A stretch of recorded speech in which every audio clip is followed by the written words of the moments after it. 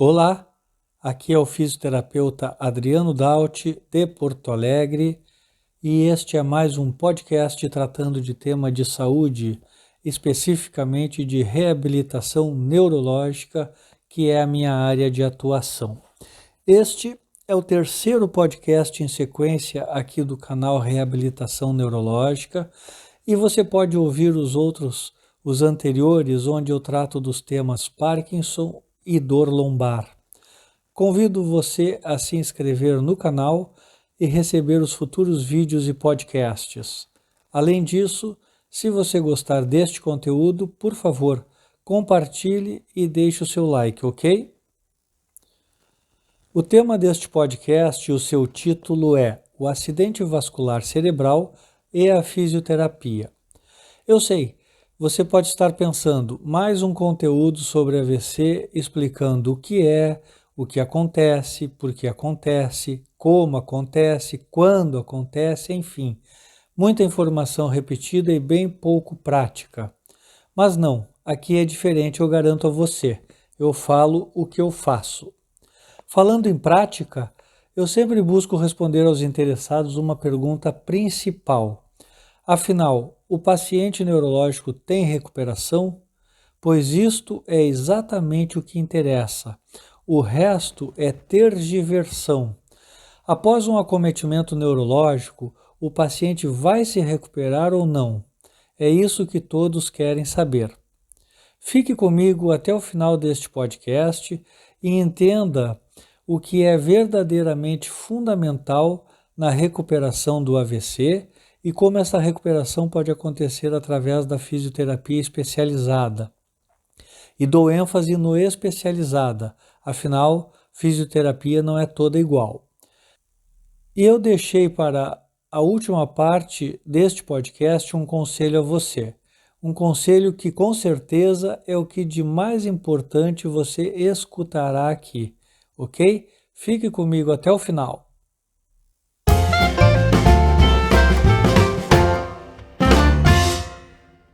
Eu começo dizendo que se existem dois termos que são sinônimos, esses são AVC e fisioterapia. Isto porque o AVC é a principal causa de incapacidade física no mundo, quer dizer, se colocarmos juntas todas as pessoas que têm uma deficiência física, a maioria tem por um AVC. Então, se o AVC é a principal causa de incapacidade física e a fisioterapia é o principal tratamento desta incapacidade, daí a enorme ligação entre ambos e a possibilidade de afirmar, claro que de forma alegórica, que AVC e fisioterapia são sinônimos. Mas, de fato, existe uma diferença profunda entre o paciente com AVC que volta a se movimentar sem a fisioterapia ou com o auxílio do fisioterapeuta. E o que torna a fisioterapia tão íntima, tão intrínseca à recuperação do paciente com AVC? Qual o motivo de tanta diferença na evolução do AVC usando a boa técnica ou não a usando? Que tipo de mudança neurofuncional o fisioterapeuta é capaz de realizar no cérebro de um paciente que teve AVC, a ponto de lhe devolver os movimentos, se não totais, pelo menos parciais? São essas perguntas que irei responder neste podcast a partir de agora. Na área da saúde, dividimos a abordagem das doenças em 3 fases, e isso cabe perfeitamente para o AVC. A primeira fase é a prevenção, é quando deveriam ter sido feitas ações para evitar que a doença viesse a acontecer. É aquela fase onde os fatores predisponentes deveriam ter sido evitados. A segunda fase é o tratamento médico, é quando a doença aconteceu ou está acontecendo. A doença está na fase aguda e precisa ser tratada através de medicamentos, cirurgias e demais procedimentos médicos. E a terceira fase é exatamente a fase de cuidar do que restou da doença, muitas vezes considerada a fase crônica, a fase de cuidar das sequelas, que no caso do AVC são sequelas instaladas no físico e no movimento. Consumado o AVC, e passada a fase médica, a fase aguda, não importa mais qual foi a causa ou qual foi o tipo de AVC, mas sim como melhorar suas complexas consequências neurofuncionais, as suas sequelas. É a fase das terapias físicas, é a fase do fisioterapeuta. É aqui que entra aquilo que o fisioterapeuta vê. E o que o fisioterapeuta vê faz toda a diferença para o sucesso da recuperação física do paciente e consegue responder aquela única pergunta para a qual o paciente e seus familiares querem resposta. Afinal, o paciente neurológico tem recuperação? O paciente com AVC tem recuperação?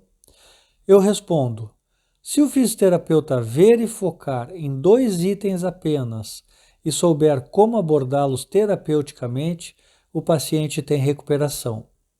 E quando eu digo 2 itens apenas, não estou querendo ser simplista com um assunto tão complexo. Quem estuda reabilitação sabe da imensa quantidade de conceitos e técnicas, teorias e práticas existentes. O que eu faço aqui, resumindo grande parte da reabilitação neurológica em 2 itens apenas, é abrir um grande guarda-chuva para abrigar os demais itens importantes também embaixo destes 2. Os 2 itens que falo são espasticidade e neuroplasticidade. Vou repetir: espasticidade e neuroplasticidade. Vamos colocar assim: a espasticidade é o problema, a neuroplasticidade é a solução. Que bom, existe uma solução para o AVC.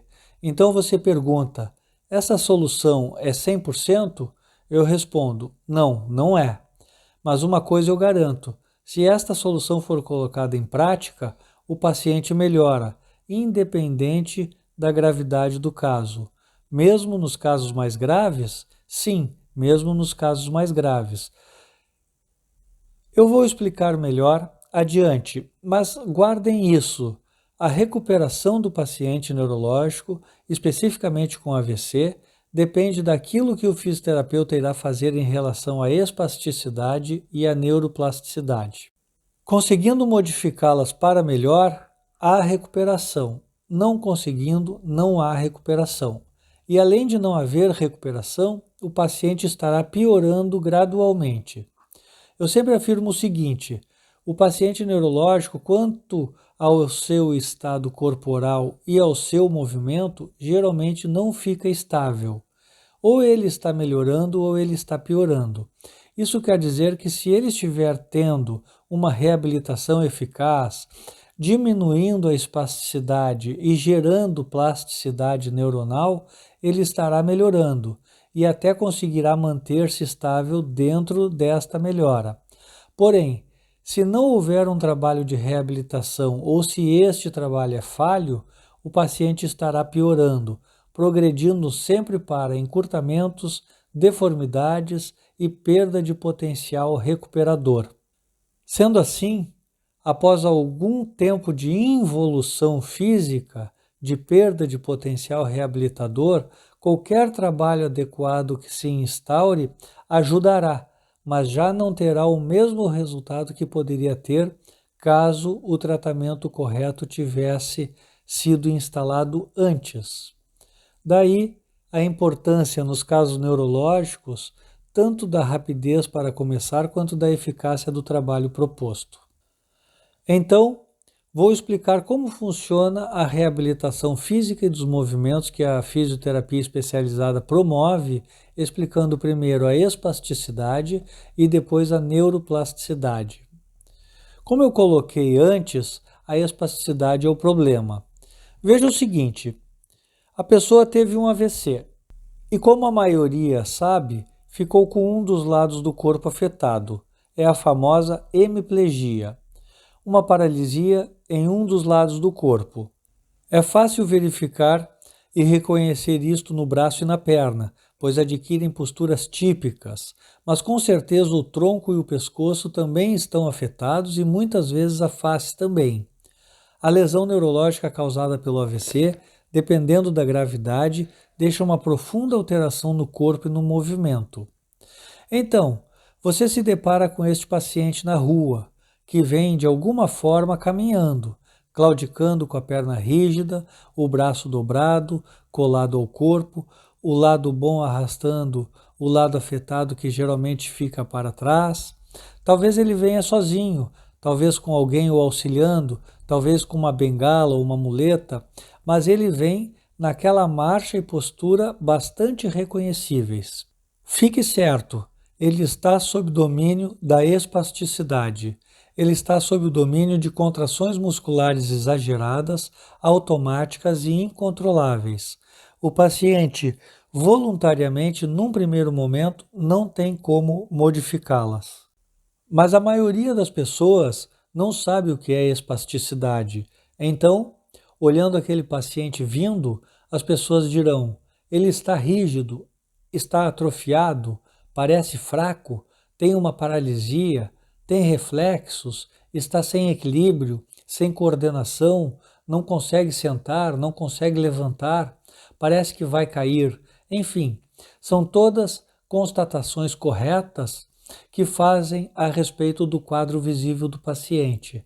Mas o que as pessoas estão de fato vendo é a espasticidade causando toda aquela alteração típica no paciente com AVC.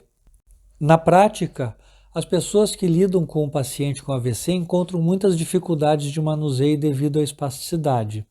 Por exemplo, levantar o braço para tirar ou colocar uma blusa é difícil porque o braço está colado ao corpo, com uma rigidez na altura do complexo do ombro e muito provavelmente com dor ao movimento.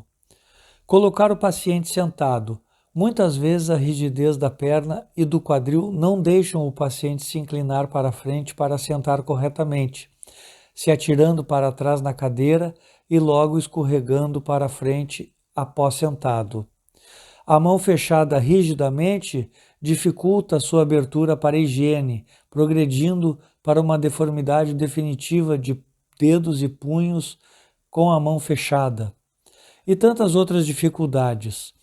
Dos diversos sinais e sintomas que surgem nas doenças do sistema nervoso, a espasticidade é a que possui maior potencial para complicações no físico, no movimento e na reabilitação. Sua ação, quando não tratada adequadamente, leva a encurtamentos, deformidades, luxações, dor, paralisia dos movimentos e incapacidade funcional.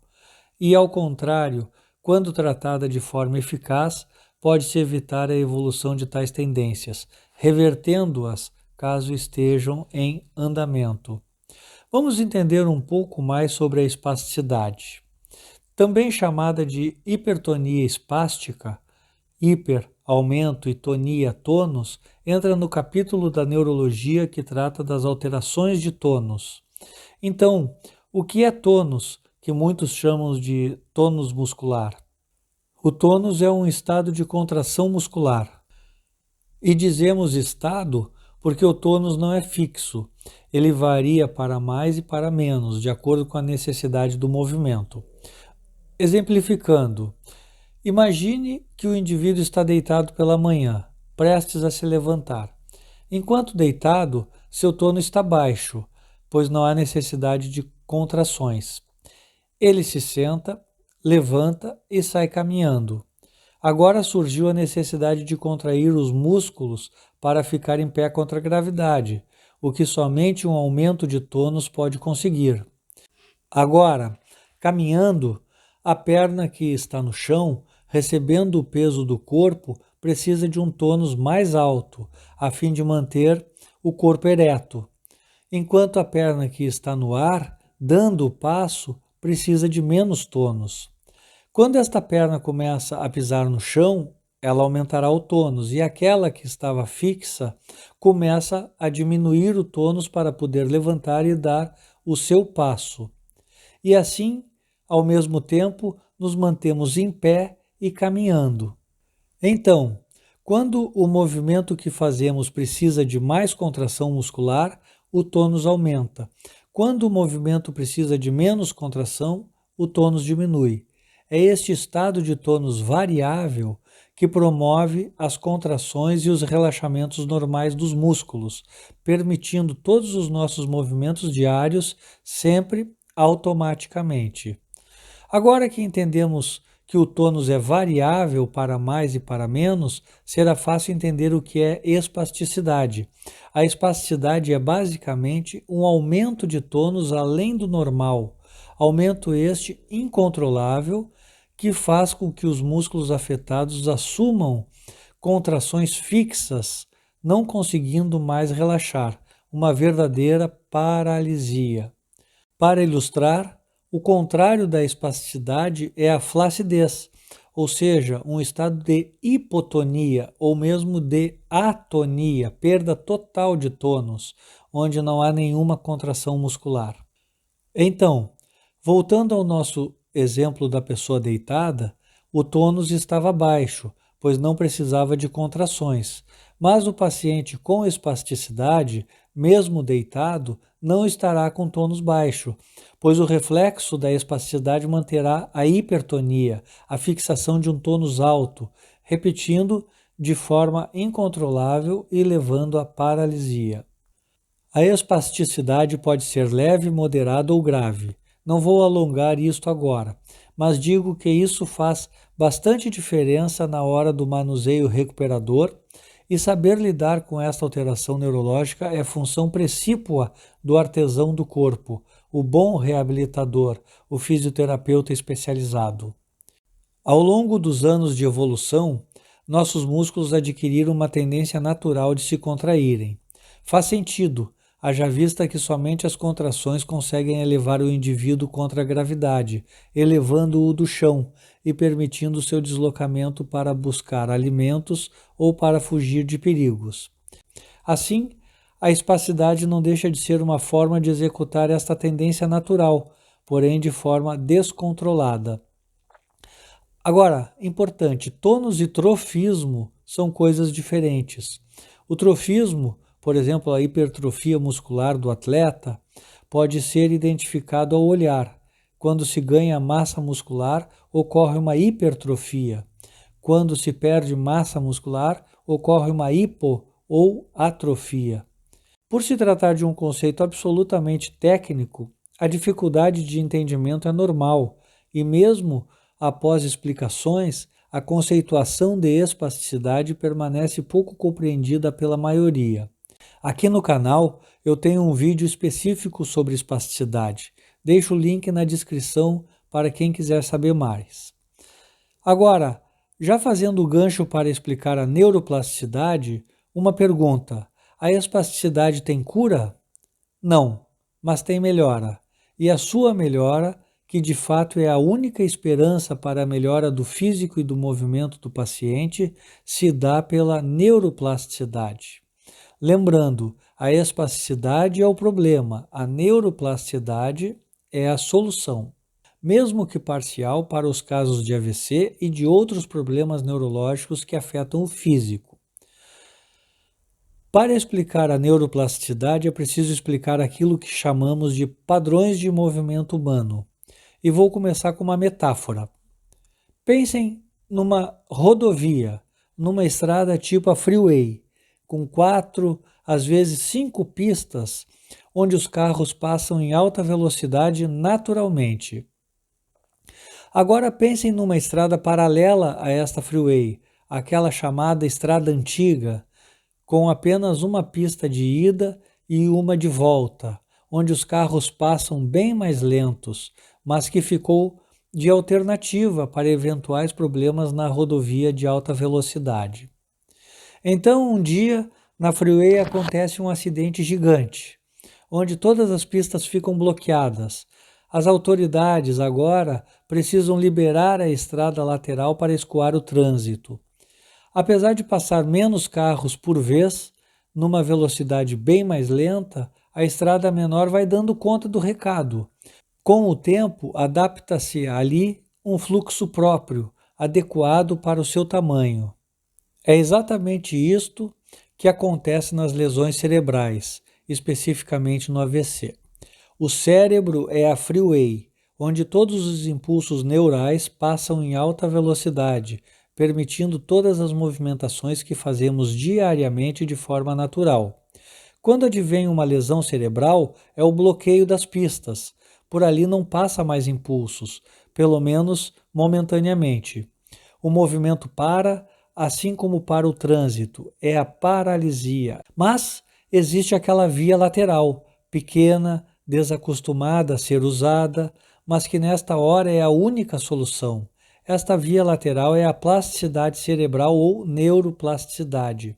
É a capacidade do cérebro de utilizar áreas que não foram lesadas, substituindo parcialmente as áreas que foram lesadas. Será igual? Claro que não. A estrada é pequena, não era usada, não tem vocação para fazer o que a principal fazia, mas vai ajudar dentro de seu limite, desde que seja corretamente estimulada. E com a repetição dessa estimulação correta, essa via irá ampliar a sua capacidade de tráfego, quer dizer, de passagem de impulsos neurais reabilitadores. Resumindo, a neuroplasticidade são novas vias polarizadas, novas vias por onde a atividade cerebral pode acontecer. É aquilo que se chama de novos engramas. Bem, então você pergunta, talvez um pouco surpreso, e o fisioterapeuta faz isso? O fisioterapeuta tem a capacidade de criar novas vias neurais no paciente com AVC? E eu respondo, sim, não só no AVC, como em muitas doenças neurológicas que afetam o físico e o movimento. Existem técnicas de fisioterapia próprias para isso. Existem métodos que atuam no cérebro de fora para dentro, ou seja, dos músculos para o cérebro. Aqui, neste podcast, não é sobre estes métodos ou sobre essas técnicas que estou falando. Estou resumindo, sim, algumas de suas bases neurofuncionais e efeitos no sistema nervoso, aqueles principais capazes de melhorar o movimento humano. Eu chamo a neuroplasticidade de o remédio do fisioterapeuta, pois é com este remédio que os resultados positivos aparecerão na reabilitação. Ainda um pouco em dúvida, você quer entender e pergunta: mas como isso acontece? Como é possível gerar neuroplasticidade? E eu posso explicar explicando o que são padrões de movimento. Padrões de movimento podem ser conceituados simplificadamente como a forma repetitiva com que fazemos os nossos movimentos diários. Nós levantamos da cama todos os dias com o mesmo padrão de movimento. Nós nos secamos do banho com o mesmo padrão adquirido há anos.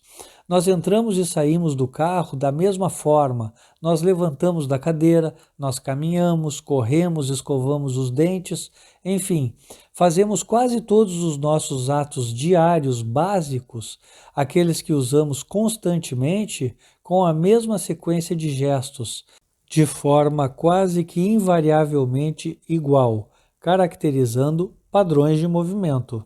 Eu poderia sugerir diversos exemplos e você constataria que existe a repetitividade em todos eles, caracterizando padrões de movimento. Agora, a curiosa questão: por que e como isso é assim? Por que e como nos movimentamos em padrões? Basicamente é uma questão neurológica, mais especificamente é uma questão de evolução do sistema nervoso e de adaptação da espécie. Ao longo dos milênios, as espécies animais só conseguiram sobreviver e manter-se vivas estando adaptadas. E a adaptação é fruto de um sistema nervoso apto a permitir que se busque o seu alimento e fuja daquilo que pode lhe aniquilar. E facilidade de movimento se consegue com a repetição. E a repetição leva a um padrão de movimento, em última instância, para facilitar a nossa sobrevivência. Se o movimento for lento ou desajustado, é provável que buscar o alimento ou fugir dos perigos não seja possível, uma incapacidade que leva à morte individual e, por consequência, ao extermínio da espécie. É nesse ponto que voltamos à espasticidade e à possibilidade de sua melhora com a neuroplasticidade. A espasticidade é um padrão de movimento, porém anormal. Lembram? É a paralisia por aumento exagerado de tônus. Por exemplo, enquanto um braço normal se move em todas as direções, quase em 360 graus, num padrão de movimento totalmente funcional, permitindo fazer tudo o que um braço associado a uma mão pode fazer, um braço com espasticidade está preso junto ao corpo, com graus variados de paralisia, mas com certeza impossibilitando os movimentos funcionais. É fácil perceber que temos aí um padrão anormal, onde toda atividade neural está sendo direcionada para alguns músculos em detrimento de outros. Ora, isso não é funcional. Como modificar isso? É preciso gerar o quê? Novas vias polarizadas, novas passagens para aquela atividade neural, aquela estrada lateral que permite agora que os músculos não espásticos, aqueles sem contração, recebam impulsos vindos do cérebro e tenham algum grau de contração, podendo assim se contraporem aos espásticos. Conseguindo isso, temos a neuroplasticidade acontecendo. E a repetição benéfica disto criará um novo padrão de movimento, mais solto, menos espástico, menos paralisado e, por certo, que consegue evitar os encurtamentos, as deformidades, as luxações e a dor. Então, por último, você pergunta: e o paciente voltará a se movimentar até que ponto? Esta pergunta tem uma resposta simples. Isso é variável e depende de muitos fatores, vindos tanto da lesão neurológica que o paciente sofreu, quanto das técnicas que o fisioterapeuta irá utilizar. Mas diminuindo o problema da espasticidade e gerando movimento pela neuroplasticidade, tudo melhora. Bem, eu havia prometido deixar um conselho a você no final deste podcast. E aqui vai ele. É uma mensagem básica, uma mensagem que considero muito importante. Tão importante que, se eu pedir ao ouvinte para gravar na memória alguma parte deste podcast, grave esta mensagem, pois ela trata da prevenção do AVC.